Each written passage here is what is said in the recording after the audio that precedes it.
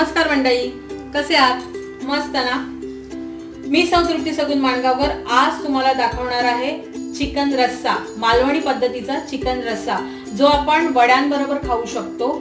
तो चिकन रस्सा त्याच्यासाठी काय काय साहित्य लागतं ते आपण बघूया। हे घेतलंय मी चिकन, हे हाडांसहित आहे, म्हणजे हाड जास्त वगैरे घेतलेलं आहे तसं आहे चिकन।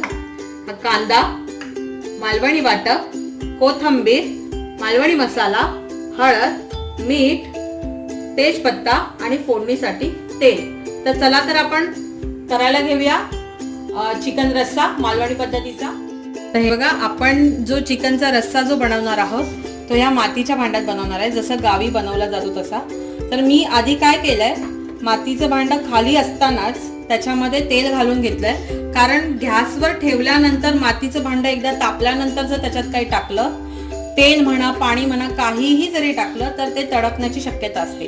त्याच्यामुळे आपण खालीच असताना तेल घालून घ्यायचंय आणि मग गॅसवर ठेवायचंय। आता हे बघा, मी तेल घालून घेतलं आणि सगळ्या बाजूने ते लावून घेतलंय। आता जसं जसं मातीचं भांडं तापतंय, हे बघा तेल तापत आलेलं आहे, इथे बुडबुडे यायला सुरुवात झाली।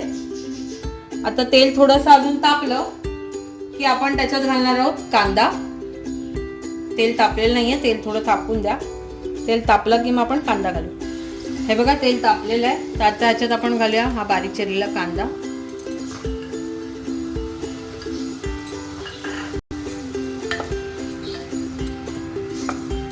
हा कांदा घालून कांदा छान ह्याच्यामध्ये मऊ करून घ्यायचा आहे, म्हणजे गुलाबी करून घ्यायचा आहे। मी गॅसची फ्लेम स्लोच ठेवली आहे। बघा हा कांदा आपला थोडासा शिजलाय, हे बघा। आता आपण ह्याच्यात घालणार आहोत आलं लसूण पेस्ट। मगाशी मी दाखवायला विसरले तुम्हाला। आता आपण ह्याच्यात घालणार आलं लसूण पेस्ट आणि फोडणीला थोडीशी कोथिंबीर। आता हे आलं लसूणचा जो दर्प असतो तो घालवायचा आहे पूर्णपणे, तेवढी आलं लसूण पेस्ट आणि कांदा कोथिंबीर चांगली फ्राय करून घ्यायची आहे, म्हणजे कांदा जरा छानसा गुलाबी तर होईल एवढं फ्राय करायचं। बघा कांदा आणि लसूण आणि म्हणजे कांदा आलं लसूण पेस्ट आणि कोथिंबीर छानसं झालेलं आहे। आता आपण ह्याच्यात घालणार आहोत हळद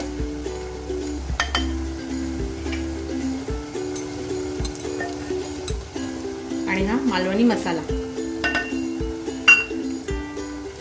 हा छानसा मिक्स करायचा, म्हणजे तेलात छान परतून घ्यायचा।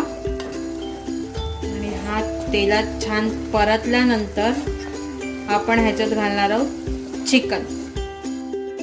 बघा हा कांदा छान परतून झालाय आणि मसालाही छान परतलाय तेलावरती। आता आपण ह्याच्यात घालायचं आहे हे चिकन।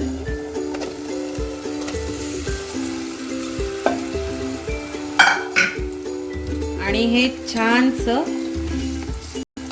ह्या तेलात आणि मसाल्यात चिकन परतून घ्यायचंय। आपण अजिबात ह्याच्यात पाणी घालायचं नाहीये, हे वाफेवर शिजवायचं आहे।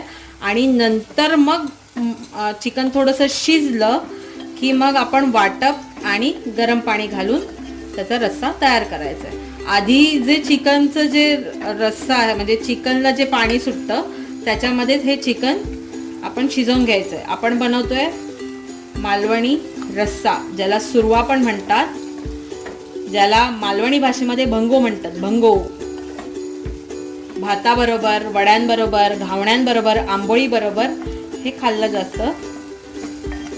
गावी आमच्याकडे हे दोन्ही गोष्टी बनवतात, चिकन सुक्क आणि रस्सा। तर आता आपण हे झाकून ठेवूया आणि हे शिजू देऊया।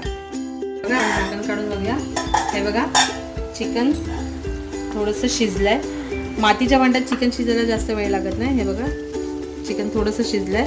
आता आपण काय करायचं, ह्याच्यामध्ये घालायचंय वाटप आणि गरम पाणी आणि छान उकळायला द्यायचं। तर आता आपण घालूया ह्याच्यात वाटप। हे बघा आता वाटप घालतोय आपण। आपल्याला ह्याला जास्त वाटप नाही लागत, पातळ रस्सा करायचा आहे। हे वाटप पण ह्याच्यामध्ये छानसं मिक्स करून घ्यायचंय, छान परतायचंय वाटप तेलामध्ये पहिलं, म्हणजे तुम्ही वाटप छान तेलात परतून एक वाफ जरी काढलीत ना तरी छान. आणि मग हे असं छान परतून आता आपण वाटप छान परतलंय बघा ह्याच्यामध्ये. आता आपण काय करूया, ह्याला एक झाकण मारूया आणि एक वाफ काढूया आणि मग आपण ह्याच्यात गरम पाणी ओतणार आहोत आपल्याला रस्सा करण्यासाठी. आपण वाटप टाकून एक वाफ काढून घेतली बघा, किती छान दिसतंय. आता आपण ह्याच्यात घालणार आहोत गरम पाणी आणि आपला रस्सा करायचा आहे. हे बघा आपण ह्याच्यात गरम पाणी घालतोय.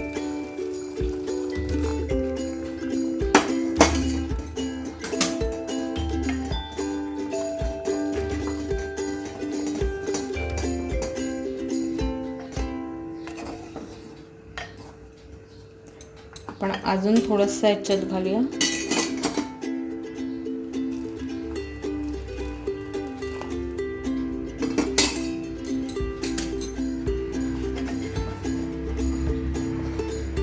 हा बघा, हा आपला आहे रस्सा.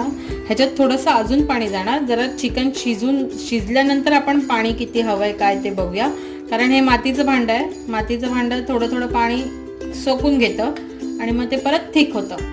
त्याच्यामुळे पाणी आपण थोड्या वेळाने परत घालूया. बघा आता आपण पाणी घालून झालंय. आता आपण ह्याच्यात चवीनुसार मीठ घालूया आणि आता आपण हे शिजत ठेवूया. हे बघा, हे आपलं झालंय चिकन रस्सा, म्हणजेच मालवणी भाषेत भंगो. चिकनचं भंगो रेडी झालेलं असा. तुम्हाला ही रेसिपी कशी वाटली ती मला नक्की कमेंटमध्ये सांगा आणि तुम्ही नक्की करून बघा. खूप छान होते, कारण आपण पाण्याचा वापर जास्त करत नाही, त्यामुळे छानच होते, एकदम छान होते. आणि मातीच्या भांड्यात तर अतिशय छान होते. त्यामुळे ही तुम्हाला रेसिपी कशी वाटली ती मला नक्की सांगा. धन्यवाद, बाय बाय.